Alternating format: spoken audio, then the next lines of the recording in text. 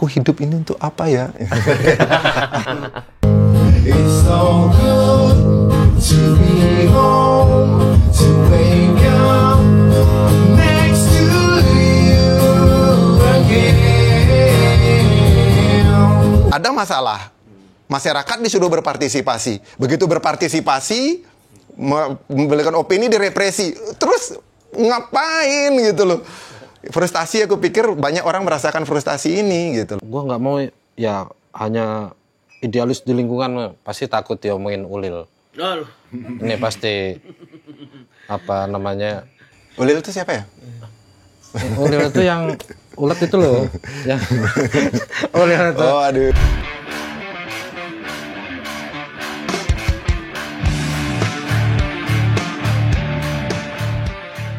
DLK seri kali ini menengok Bali. Di sana kami mengunjungi beberapa lokasi. Kami mengintip gerakan peduli iklim yang diinisiasi musikus dan pekerja seni. Bertamu ke masyarakat yang terancam proyek energi fosil, sampai kongko bareng para penelusur gua.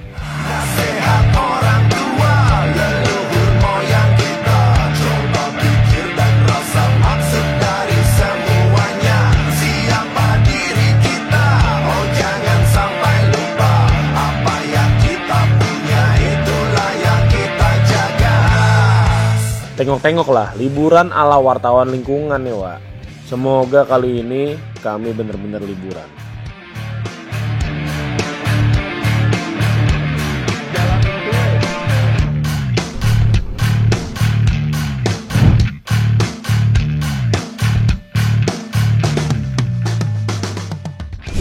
Oke, kita sekarang sudah ada di Bali Tengah. Ini di sekitar daerah Ubud. Kita sedang OTW menuju ini rumah kenalan Cagung. Kita kemarin lewat sini tahu? Iya, kemarin lewat sini nih. Nih kemarin macet di sini nih. Nah, kita berhenti di sini nih kemarin. Yo, ini 270 meter lagi belok kanan.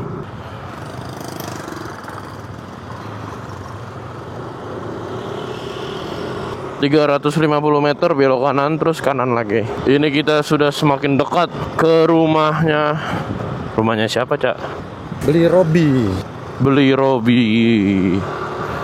Kita mau ke rumahnya Beli Robi. Ngapain cari makan kita? Iya, numpang makan. Kalau bisa numpang tidur sampai besok. Belok kanan. Ada lapangan. Ada lapangannya cuy. Nah, ini belok kanan lagi nanti. Nah, ini belok kanan nih.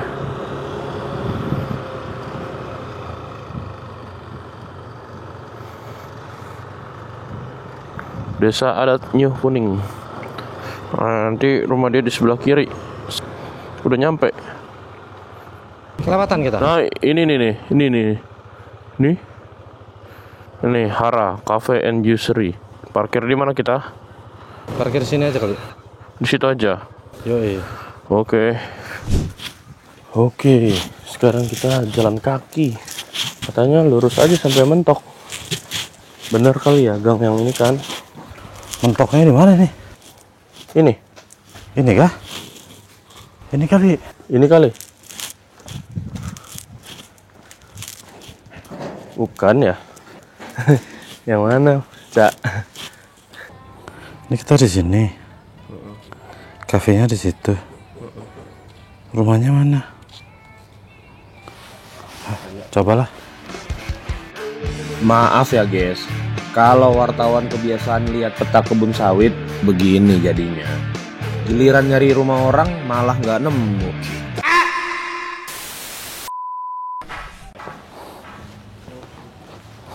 Kita sudah sampai. Beli, ini nyala kamera nggak apa-apa, Beli? Nggak apa-apa ya? Oke.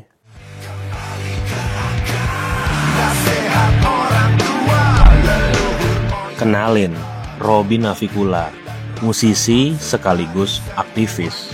Siapa diri kita, oh jangan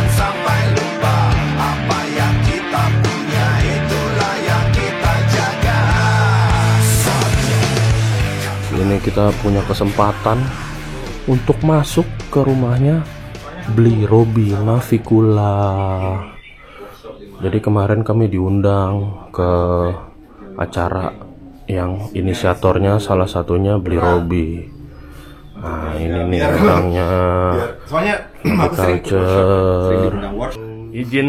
Izin gabung ini obrolan suhu ini. Obrolan om. Obrolan om. Bli ini makasih Bli, kita udah diundang ke acara iklim kemarin ya. Ini gua baru nanya. Itu kan ada 15 Musisi, musikus dan pekerja seni ya? pekerja seni, ada teman visual artis visual.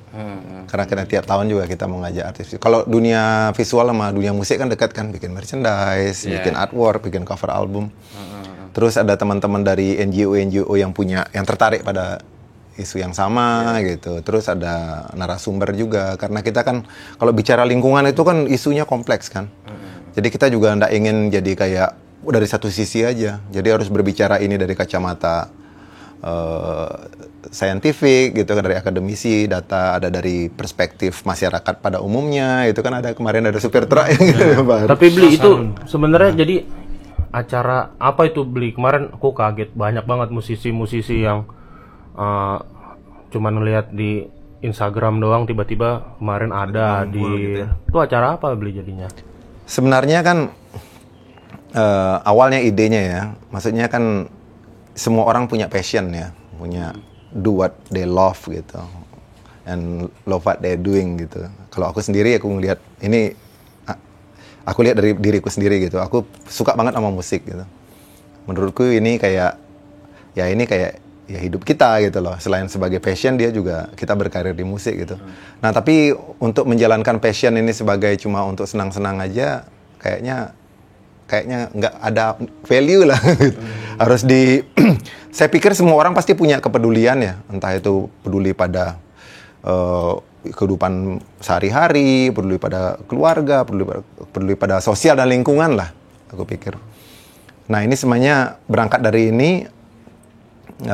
Kalau saya sendiri sama bandnya kan memang dari dulu konsepnya Navikula dari 29 tahun yang lalu itu adalah menjadikan musik sebagai media untuk mengangkat isu sosial dan lingkungan, karena memang pedulinya pada isu itu. Sorry Bli, 29 tahun ya Bli ya? Iya, 96. Dia baru lahir. Aku baru lahir Bli. 96 ya? Nah jadi Berarti itu baru lahir kita udah nakal dari kutu. aku penasaran itu apa yang dia digaungkan di acara iklim kemarin itu Bli, dan iklim sendiri itu apa sebenarnya tuh? Iklim itu sebenarnya konsep gerakan kolektif musisi dan art gitu, yang berbicara tentang isu terkini. Kalau lingkungan itu kan isu terkininya kalau bisa dibilang krisis iklim ya, makanya namanya sendiri iklim gitu kan. Krisis iklim, dan iklim ini menjadi isu yang sangat sentral kan. Dia akan berpengaruh pada masalah pangan, dia akan berpengaruh pada masalah kualitas hidup banyak orang, kualitas udara, kualitas air, dan lainnya, kesejahteraan manusia lah. Dia bahkan berpengaruh pada politik global, itu kayak perang sekarang kan, urusan energi lah. Dia akan berpengaruh pada kebijakan-kebijakan di level politis juga, untuk bagaimana beradaptasi dengan situasi yang semua orang udah sepakat ini akan ada krisis iklim, efeknya kayak gini, bagaimana manusia beradaptasi gitu kan. Tapi juga sebenarnya mendukung gerakan global untuk mengurangi biar emisi karbon nggak naik terus kan, karena kalau udah naik dalam titik tertentu itu akan ada akan ada bencana gitu, akan aja efeknya bisa kemana-mana gitu kan. Apalagi kita semua udah tahu bahwa sebenarnya ini kan emergency kan, banyak film-film tentang ini kok, Breaking the Boundaries, dan juga kalau kita lihat juga penyebab dari krisis iklim ini juga menjadi isu-isu yang sekarang juga pada diributin di medsos, kayak isu deforestasi, isu konflik masyarakat adat, isu tambang yang misalnya kayak mencaplok pulau-pulau kecil yang. Nah, Bli kan kemarin aku ngelihatnya kayak mereka itu musisi-musisi yang diundang ini ya. Mereka itu kan sebagai peserta tuh, Cak. Terus mereka ditunjukkan loh. Nih kerusakan alam seperti ini. Ini isu lingkungan yang sedang ada di Indonesia seperti ini. Oh ternyata ada kerusakan alam yang kayak gini, yang jenisnya begini. Karena sebenarnya kan tujuannya adalah membangun kepedulian kan. Tujuannya paparan-paparan data, informasi ini. Dan juga Bu, sebenarnya beberapa inisiatif atau solusi selain permasalahan, ada juga solusi-solusi yang sudah kita sharing yang sudah terjadi di level-level masyarakat di grassroots. Kemenangan-kemenangan kecil bersifat lokal ini. Pesertanya juga ganti-ganti ya Ganti-ganti tiap tahun ya. Tahun pertama ada sekitar 13 band, tahun kemarin ada 15 band, tahun ini ada 15 band juga. Tahun pertama itu mulai dari teman-teman yang aku tahu aja, yang kira-kira konsen. Tuh ada Iga Masardi, Barasuara, ada Endahen Resa, Tuan 13, Festivalis, Iksan Scooter, di Bali juga ada Rhythm Rebels, ada band Kunafikula, ya dan lain-lain ya. Itu ada, kita bikin album kompilasi Sonic Panic 1, bikin Iklim Fest. Akhirnya bikin label rekaman sendiri. Iya, Alarm Records itu untuk bahwa kita sebagai musisi apa yang kita bisa terlibat. Nah, setelah tahu ini porsinya kita apa nih gitu. Karena kita ingin peduli. Menurutku adalah orang yang keren adalah orang yang peduli. Nah, kalau di musik ini kan kita ada di musik ini karena kita merasa ini keren kan. Nah, sekarang level kerennya harus ditambah dong. Kamu bukan cuma ura-ura, tapi kamu punya kontribusi atau punya impact sosial dan lingkungan gitu. Fine art kan itu sebenarnya. Bukan cuma melulu estetika, tapi ada value-value lain. Nah, kita ingin jadi kayak gitu, meningkatkan value kita. Habis kita untuk bikin permen udah kelar lah. Sekarang kita mau bikin permen, bikin makanan yang segampang dicerna permen, tapi juga punya gizi. Lama-lama meningkat lagi, anggaplah analogi makanan itu lagu ya. Kita ingin juga lagu bukan cuma bergizi, bukan cuma enak, bukan cuma laku dijual, tapi juga beli bahan bakunya dari petani sekitar, organik. Gitu. Habis itu kita menambah lagi, bukan cuma itu aja, tapi inspiratif bagi banyak orang, sehingga ada seniman-seniman lain yang expandable, yang bisa melakukan hal yang sama atau lebih baik dari yang kita lakukan. Itu kan penting, regenerasi. Nah, Bli, tapi kan aku ngelihatnya, ini aku pandangan awam ya, kayak aku merasa ketika seniman, khususnya musisi, terus dia berusaha berkecimpung di dalam lingkungan, isu lingkungan, itu tekanannya agak kuat tuh, kayak maksudnya tekanan tuh dari pembungkaman misalnya. Ya, kayak yang kemarin yang baru-baru ini kan Sukatani Band.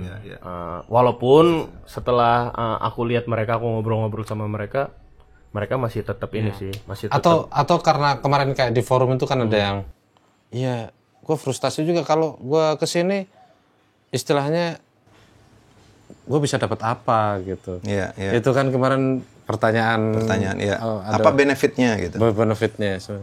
Sebenarnya kan kalau aku lihat sih kendala-kendala seperti ini sebenarnya kan ada kegagalan pemahaman di level masyarakat kita, termasuk di level pemerintahan ya. Kayak kegiatan-kegiatan pelestarian lingkungan tuh dianggap sebagai hal yang berbahaya gitu. Sebenarnya kan kalau kita lihat kan kita mengawal hukum kan. Hukum Indonesia dari zamannya Emil Salim juga udah penting banget untuk menjaga biodiversity, menjaga keanekaragaman hayati.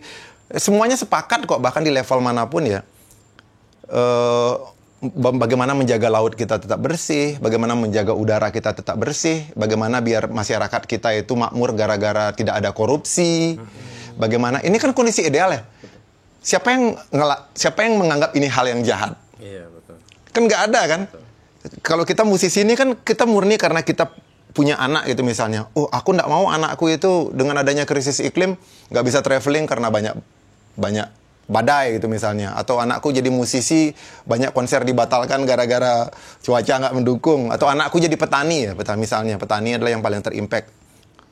Passionnya padahal semuanya bertani atau punya lahan kebun, tapi akhirnya menjual lahan kebun itu karena udah nggak sanggup memelihara pertanian karena gagal panen gitu, karena kalender iklim berubah gitu, kalender pangan berubah.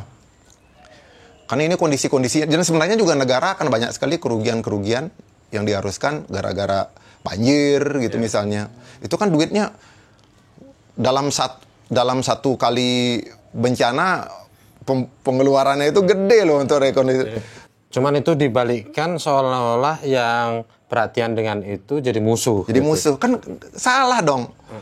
Kalau gitu ngapain kita bikin walhi gitu kan? Itu kan dulu inisiatif dari orang-orang pemerintah juga kan, sama lingkungan. Habis itu pemerintah dulu ngasih Kalpataru untuk pengaruh lingkungan. Habis itu kita bikin hukum untuk melindungi pulau-pulau pesisir karena kita sadar kita negara kepulauan harus melindungi pulau-pulau kita. Dan kita bangga Indonesia inilah negara dengan ikan paling banyak, keanekaragaman hayati paling banyak lautan. Kita bangga nenek moyangku seorang pelaut. Kan itu yang dulu kita dididik oleh negara kita untuk bangga, dan kebanggaan kita adalah kita punya hutan hujan. Rayuan Pulau Kelapa.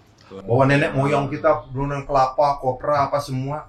Kalau wajar dong kalau kita melindungi Pulau Kelapa dan kita marah pada namanya kelapa sawit gitu kan, wajar dong gitu, karena aku tradisiku ya, nenek moyang rayuan Pulau Kelapa, nyiur melambai, dan habis itu kita bangga pada hutan. Tiba-tiba hutan, aku bukan anti kelapa sawit ya, maksudnya itu adalah tanaman komoditas. Yang aku anti adalah apabila ekspansinya udah melebihi kebutuhan gitu loh. Kalau yang namanya masih di level kebutuhan, oke lah, kita namanya juga manusia, tujuannya adalah kemakmuran tuh, memenuhi kebutuhan. Tapi kadang-kadang kan kita lihat kerusakan alam selama ini yang terjadi adalah, kuncinya adalah terlalu banyak ngambil daripada ngasih. Tidak take and give-nya nggak seimbang. Rakus ya? Rakus. Kalau itu Gandhi pernah bilang kan, bumi ini cukup untuk kebutuhan manusia, tapi tidak akan cukup untuk keserakahan manusia. Nah, kita kan sebenarnya ingin saling menjaga kan. Kalau sudah seimbang, memenuhi kebutuhan, masyarakat happy apa semua, aku pikir apa yang mau dikomplain? Kan konflik di masyarakat itu terjadi gara-gara tidak tercapai sila kelima ya, keadilan sosial bagi seluruh rakyat Indonesia. Makanya kan sebenarnya kita juga mengawal Pancasila kan. Dan mendiskusikan isu-isu ini atau menjadi kritis, pemerintah mengkritis kan sila keempat kan. Kerakyatan yang dipimpin oleh kebesaran dalam perumusan perwakilan. Tapi sebenarnya perwakilan ini adalah mewakili suara-suara masyarakat. Tidak boleh dibungkam dong. Kita kan mengamalkan sila keempat. Sila kedua, kemanusiaan yang adil dan beradab. Kalau ada manusia yang ditindas, beradab itu artinya kita bisa memenuhi tantangan-tantangan peradaban. Ada konflik di sini, ada apa semua. Sekarang bagaimana kita menyikapi biar sekarang masalah peradaban kita itu masalah sampah, masalah air quality index di ibu kota gitu misalnya, sampai akhirnya karena saking banyaknya ibu kota harus pindah gitu. Misalnya kan kita manusia beradab adalah manusia yang berbicara, manusia yang mencari ini, mengenali ini masalahnya dan bagaimana solusinya kan gitu kan. Beli ngelihatnya lagu-lagu zaman sekarang gimana Beli? Karena menurutku ya, beberapa tahun ke belakang tuh kita sedang apa ya, yang viral tuh lagu-lagu luar. Tapi dekat-dekat tahun ini aku seneng lagu-lagu nasional tuh, maksudnya musisi-musisi dari tanah air tuh mulai up lagi, mulai naik lagi. Bagus. Nah, kalau Beli ngelihatnya gimana nih musik-musik sekarang nih Beli? Ya, sekarang platform musik orang udah gampang bikin lagu ya. Tidak semahal rekaman dulu. Sekarang perangkat untuk rekaman di rumah itu udah mudah. Jadi seharusnya urusan berkarya itu jadi semakin mudah lah. Platform online juga, siapapun juga. Kalau dulu kan tergantung label, kalau sekarang siapa aja bisa upload musiknya mereka, bisa peluang. Nah, ini kan industri kan. Selain sebagai hobi, kebanyakan musik itu kita juga harus sadar dia adalah industri. Nah, cuma aku yang nggak setujunya ya, aku tinggal di Ubud ya, di Desa Mas. Dari kecil kakek-kakeknya kita udah terpapar oleh seni, fine art gitu.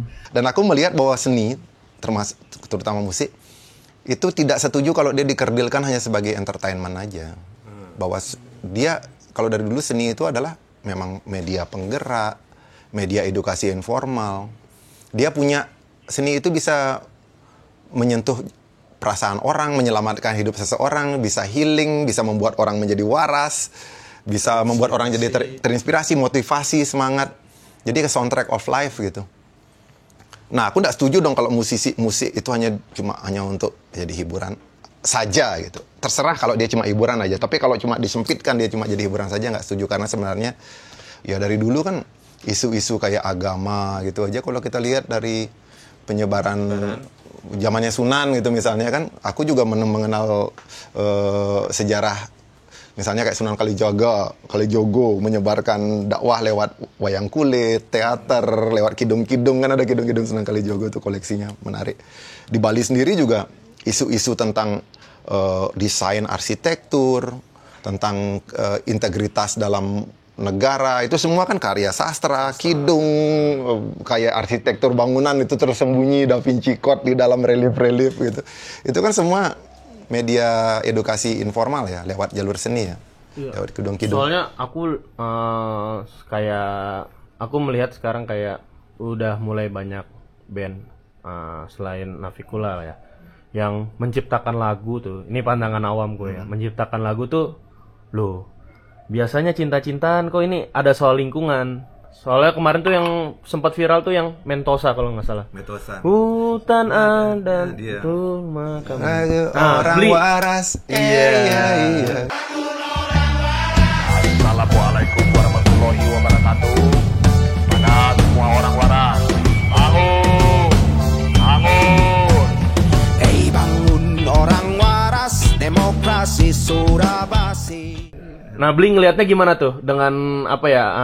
Dengan arus seperti itu tuh, Bli. Yang lagu concern terhadap lingkungan. Ya, musisi yang keren menurutku adalah musisi yang peka dengan informasi terkini, update. Karena seniman itu kan mereka itu adalah orang yang menangkap fenomena yang terjadi di masyarakat ya, menangkap informasi yang terjadi di masyarakat. Kalau kita lihat sekarang kan isu lingkungan, isu sosial ini kan banyak menjadi isu sentral lah ya. Setiap generasi punya isunya sendiri-sendiri. Mungkin waktu zamannya Orde Baru dulu ada orang yang menangkap yang kita kenal kan Tata Takwa gitu kan untuk membawa isu di generasinya dia. Kalau lihat sekarang isu lingkungan ada di mana-mana. Jadi musisi yang keren menurutku adalah musisi yang bisa menangkap apa yang diskusi yang terjadi di publik, jadi menangkap isu di generasinya mereka. Kalau kita lihat isu lingkungan sekarang sentral di mana-mana di luar negeri itu kalau bikin acara konser musik itu harus ada nilai sustainability.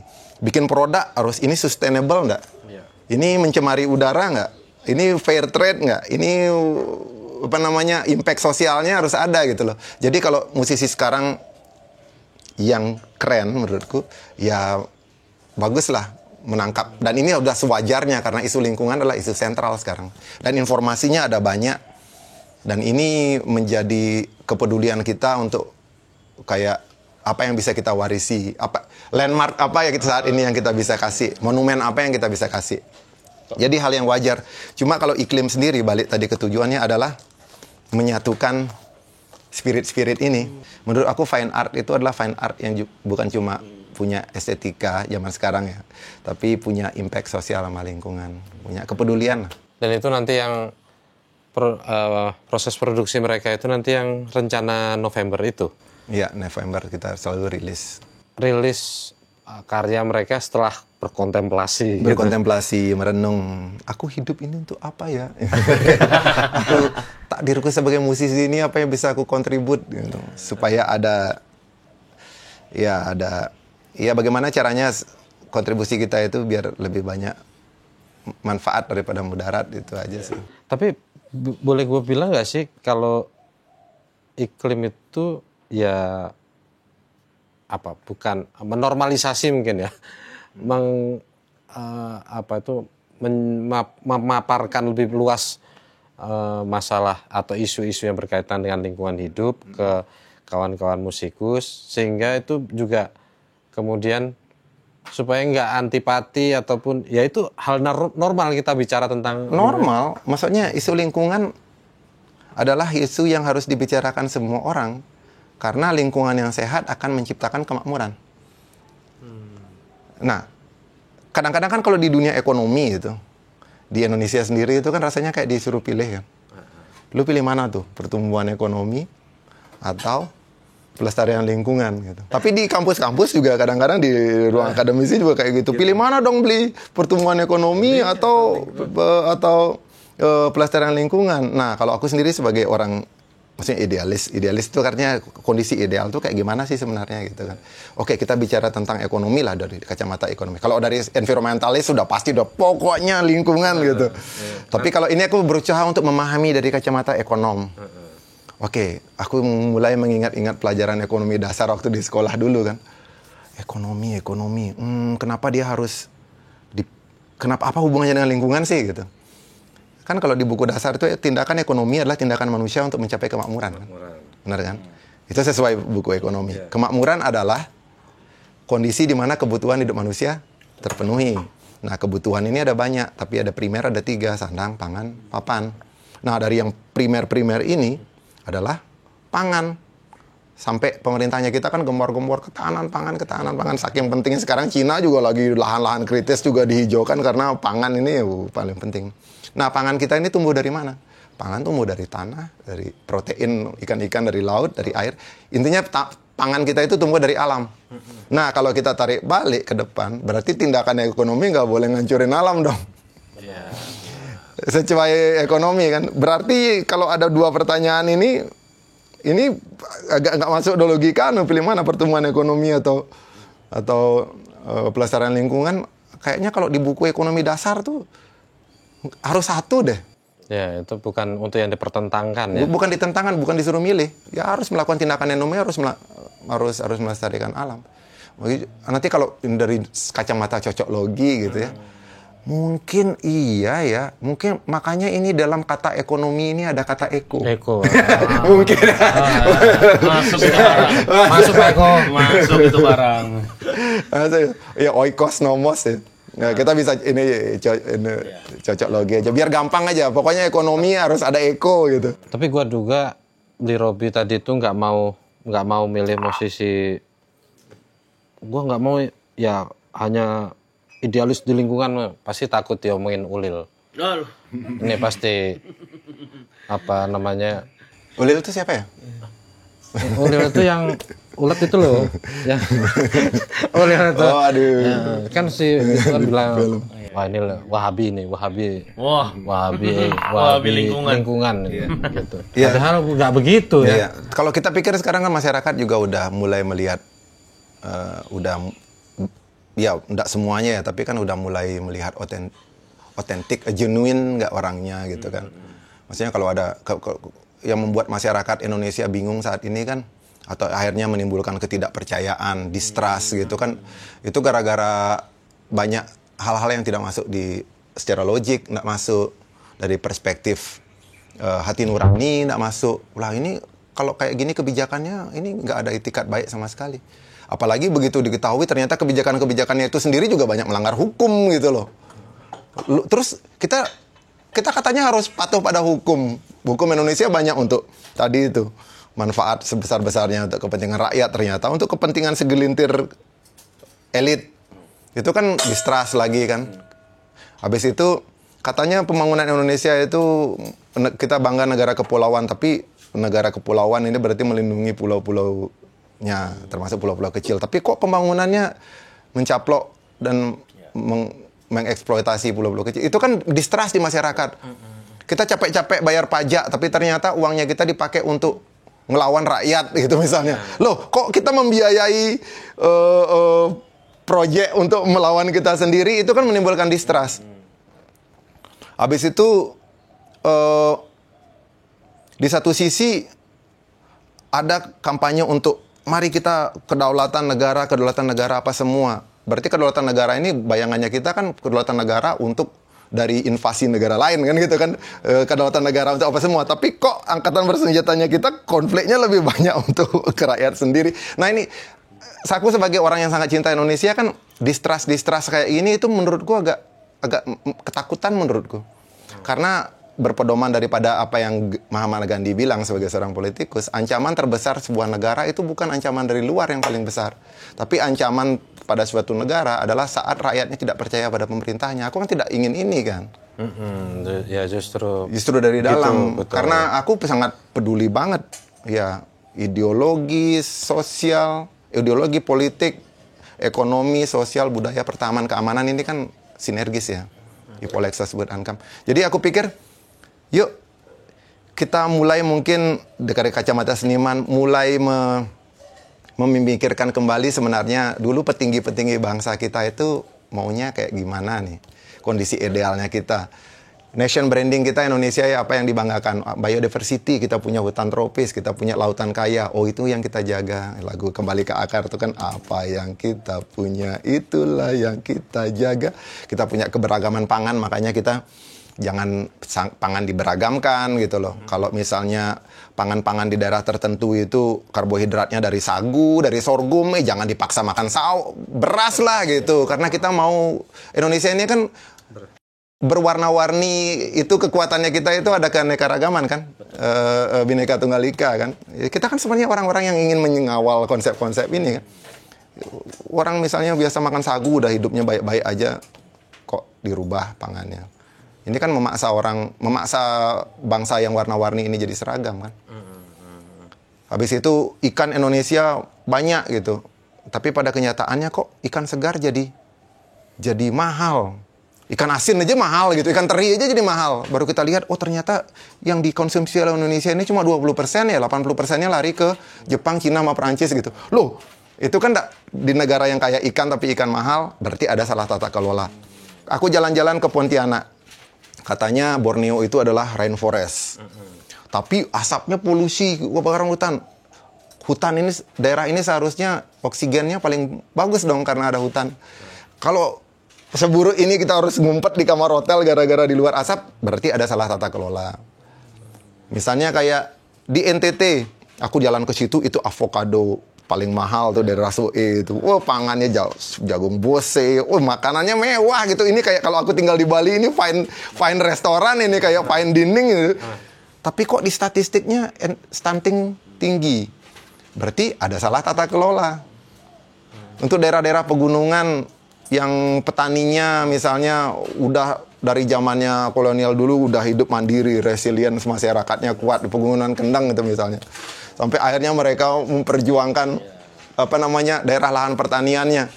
Sementara di satu sisi negara ribut-ribut bilang kita terancam masalah pangan. Ya kalau gitu lindungin petaninya dong, gitu. Itu berarti kan ada salah tata kelola. Nah, sebenarnya kita hanya ingin kondisi-kondisi ideal yang ada itikat baik gitu.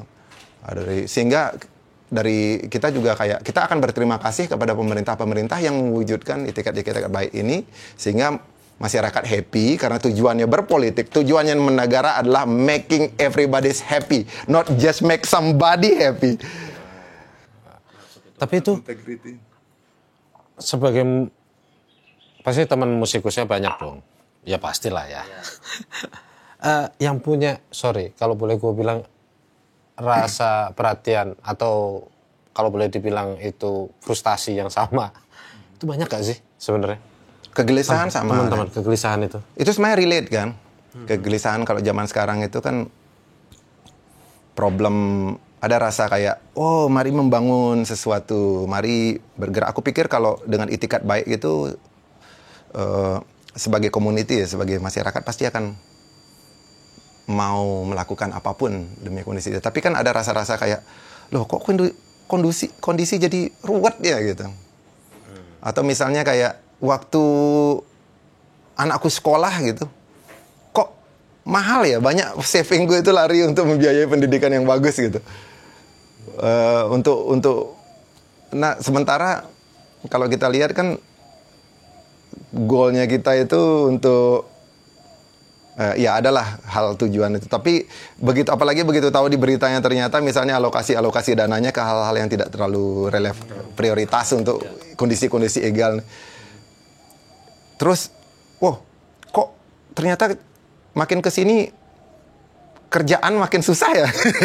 Ya, orang pada dasarnya hanya mau hidup enak, bekerja dengan giat. Waktu dari hasil kerjaannya ada cukup uang untuk nabung supaya ada kebutuhan primer lain yang namanya aktualisasi diri, hobi ini bisa terpenuhi gitu. Kalau musisi bisa beli alat musik, beli gitar, bisa traveling, bisa berkarya. Waktu sakit ada yang sistem yang membuat mereka mendapat pengobatan yang layak karena itu hak asasi, salah satu hak asasi itu adalah pelayanan medis yang layak adalah hak asasi juga kan. Waktu tinggal di sebuah tempat di kota itu kemana-mana itu misalnya kayak nggak macet, hal yang mudah-mudah aja nggak macet karena ada fasilitas transportasi publik. Ada situasi-situasi yang membuat masyarakat happy, aku pikir orang pada dasarnya cuma mau ini. Karena itu adalah hak warga negara. Kewajibannya kita apa? Kewajibannya bayar pajak. Terus dari segi pemerintah sebagai pengatur, kewajibannya mereka adalah menyediakan ini. Haknya mereka adalah misalnya digaji oleh rakyat untuk melakukan tugas-tugas ini. Nah sebenarnya kan ketidakpuasan ini gara-gara hak dan kewajiban ini jadi blur kan. Sehingga akhirnya nggak mau ngomongin tentang tata kelola ini kan sebenarnya bukan tugasku ya. Sebagai warga negara ya. Aku sampai bikin film tentang cara pengolahan sampah yang kayak gitu itu kan aku sebagai warga negara aku tinggal terima beres aja dong kapan aku mau buang sampahku ada yang pilah, aku merasa tidak bersalah karena sampahku ini. Maksudnya maksudnya itu hakku untuk mendapatkan pelayanan ini. Tapi sekarang kan bisa, oh ya masyarakat yang harus gini apa semua. Dan rasanya kayak, loh ini tugas siapa sih yang begitu sudah mau berpartisipasi, tadi itu pertanyaan tuh, direpresi. Disuruh ada masalah, masyarakat disuruh berpartisipasi. Begitu berpartisipasi, memberikan opini direpresi. Terus ngapain gitu loh. Frustasi, aku pikir banyak orang merasakan frustasi ini gitu loh. Sehingga akhirnya terjadilah inisiatif dari masyarakat yang tercerabut daripada udah nggak usah percaya sama sistem aja dah, kita melakukan apa yang kita bisa dengan apa yang kita mampu di lingkungan yang kita bisa. Aku sebagai musisi, aku buat lagu kepedulian ini aja lah. Sebenarnya kan iklim hanya juga kita nggak bisa berbuat banyak. Kita bukan orang kapitalis, bukan orang pemilik modal. Kita hanya segolongan seniman yang ingin menyuarakan sesuatu, yang ingin terlibat dan melakukan dengan cara yang kita bisa. That simple. Untuk apa? Untuk kondisi yang ideal. Bli, itu pas lagi buat lagu apa berarti nih Bli sekarang? Yang baru mau rilis atau mau promo? Ya, kalau dari dulu Navikula memang topiknya kebanyakan sosial lingkungan. Ada banyak juga kita bikin lagu cinta ada, tapi kebanyakan lingkungan karena memang konsepnya dari dulu itu. Kebetulan juga karena backgroundku sebagai konseptor ya bidang background pendidikanku agroekologi kan. Agroekologi, Pak. Boleh kali kita dengerin 1-2 lagunya, Cak. Lagu apa? Yang paling baru apa memang? Yang baru dirilis ini judulnya Papua karena aku lagi empathy sama apa yang terjadi di situ. Aku suka hutan tropis ya. Aku punya ketertarikan sendiri pada hutan Indonesia. Terus aku empati pada banyak lahan-lahan. Aku melihat Papua itu sebagai surga karena aku berapa kali datang ke situ ya. Aku pernah ke Raja Ampat juga, pernah di Biak, pernah ke Jayapura, pernah ke Sorong. Aku lihat kayak, wow ini the last paradise. Dan begitu surga ini bisa dibilang dirusak gitu ya. Itu aku membayangkan aja di situ konflik vertikal dan konflik horizontal yang terjadi di situ. Itu aku pakai, aduh kasihan banget nih Papua mana nggak terlalu terekspos. Judulnya Papua. Boleh dengerin kali Bli. Intronya aja juga nggak apa-apa ya, Cak. Boleh kali. Boleh. Tapi ini bocor ini sebenarnya belum dirilis, tapi nggak apa-apa. Nggak apa. Kita tadi koleksi gitarnya banyak, Cak. Itu di dalam tadi gue ngintip. Tadi gue ngintip. Itu wadahnya doang. Oh, itu wadahnya doang. Itu hologram. Oh, itu hologram. Oke guys, kita mau ngintip-ngintip dikit. Nih studio. Oke. Studio dari Bli Robi.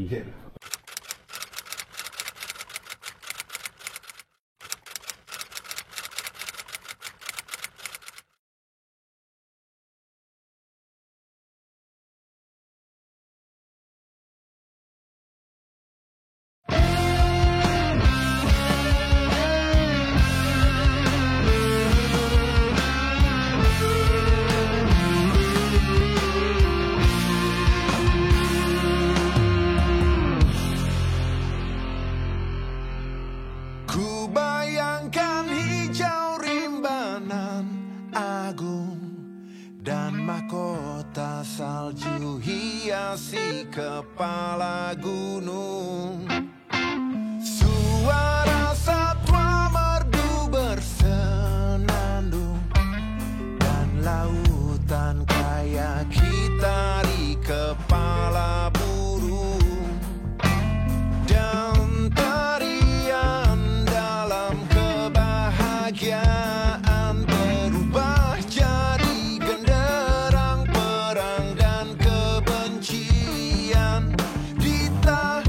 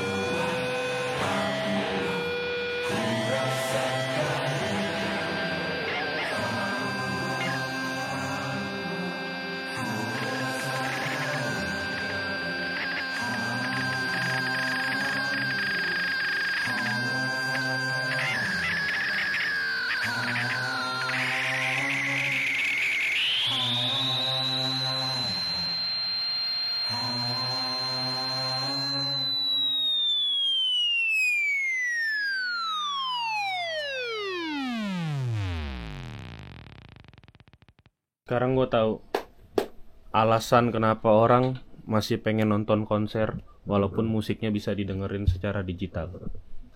Beda vibe-nya, Ca. Langsung ada musisinya. Lu dengerin lagu ada musisinya di sebelah lu sama dengerin lewat YouTube Musik atau Spotify. Beda ternyata. Soalnya aku bertanya-tanya beli. Nih orang-orang bayar tiket konser jutaan. Aku suka musik, tapi aku seumur-umur nonton konser yang berbayar belum pernah. Kok mau misalkan Blackpink gitu kan, sampai 4 juta, 5 juta. Ini ngapain mereka? Tapi ternyata emang gitu. Dengerin lagunya secara digital player sama ngelihat langsung orangnya, vibe-nya beda. Walaupun ini digital ya. Nggak perform langsung. Tapi kalau Kalau mau perform langsung, nggak usah beli, nggak apa-apa beli, tenang beli. mumpung setup. Aku lagi latihan buat besok ke Singapura kan. Tapi lagu ini dibawa juga. Lagu yang aku ada satu lagu judulnya Days of War Nights of Love. Serius ini, Ca? Hah? Kita nyaksiin Robby Navikula perform langsung, Ca. Anggaplah ini konser private. Beli, tapi ngomong-ngomong sebelum itu Produksi berapa sejak tahun berapa? Mana? Papua ini. Baru. Ininya? Lirik Aku udah keep itu dari aku kerja di LIPI dulu. Ya yang waktu di. Aku di LIPI kerja. Aku kerja di BIA. Untuk proyeknya aku ada waktu itu adalah simulasi siaga bencana. Akhirnya aku lagi di BIA bawa gitar lah apa semua aku bikin lirik. Itu lirik. Tahun berapa itu? 2005. Itu Papua sudah 20 tahun lalu, kebingungan konsepnya sudah ada dan lalu baru dirilis sekarang dan masih relevan banget ya? Masih relevan. Atau lebih relevan lagi ya? Lebih relevan lagi. Kebanyakan lagu-lagu Navikula juga yang kita rilis kayak Mafia Hukum itu kan 2012 ya masih relevan. Isu tentang orang hutan, harimau yang itu masih. Oke, sekarang gue mau nonton konser.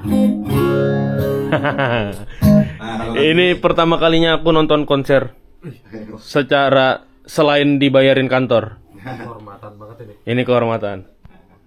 Aku juga kehormatan ini datangin. Enggak ini. Soalnya ini kan aku bilang ini is my respect ya, maksudnya pada teman-teman yang media yang turun langsung ke lapangan. Aku pikir itu mengorbankan tenaga, energi. Aku pikir is next level sih. Aku aku paham ya karena dulu juga orang lapangan apa semua aku paham bagaimana beratnya. Bukan cuma waktu eksekusi ya, beratnya dari pengonsepan, persiapan, cari funding, itu aku yang respect dan kalian mampir di sini. Ini kita nggak kepikiran loh ya. Sekarang gua mau menikmati dulu nih, Cak.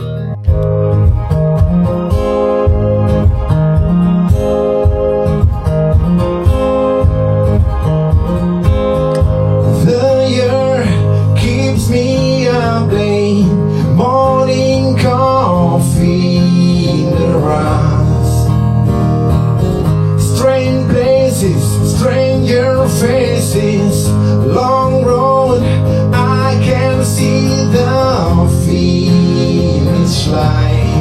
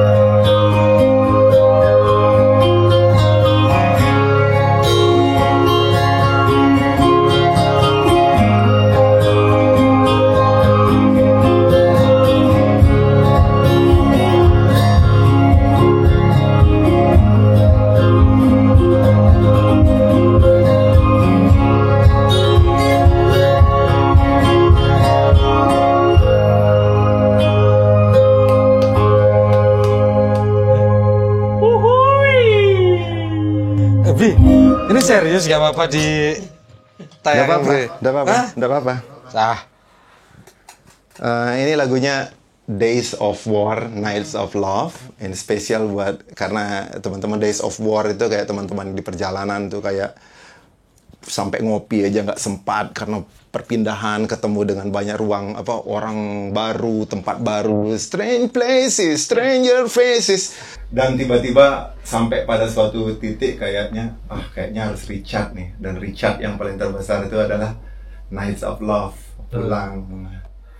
Tapi untuk besok Days of War lagi, Days of War, Nights of Love. Oke. oke, gas. Siap. Duluan, Cak. Beli jalan dulu ya. Makasih banyak. Ya. Lain kali kesini lagi. Siap. Anytime. Makasih Beli. banyak. Duluan ya, Beli. Matur sukses Beli. Oke. Gimana lu dapat inspirasi nggak lu? Parah, Cak.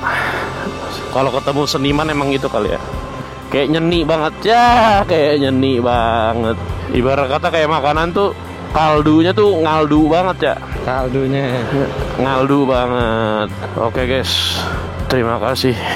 Kita sudah dipertemukan dengan salah satu ya bisa dibilang inisiator yang concern terhadap lingkungan, aktivis, musisi. Kalau begitu, kita lanjutkan perjalanan.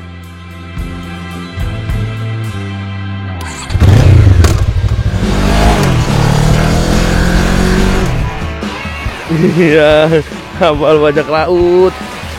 Wih. Cak, lumba-lumba, Cak. Awas jatuh. Nah, tapi dia anehnya, dia mengeringnya cuman di daerah ujung-ujung sini ya, Pak. Dari ujung dulu ke sini. Enggak biasanya kan merata dia. Ya, dari ujung dulu, dari ujung-ujungnya ini. Nah, ini kejadian kayak gini semenjak ya kita bukan mau menuduh ya, Pak. Oh ya. Tapi ini semenjak ada PLTU. PLTU sebelum ada PLTU enggak ada. Nggak pernah ada kayak gini ya? Umur-umur saya enggak ada.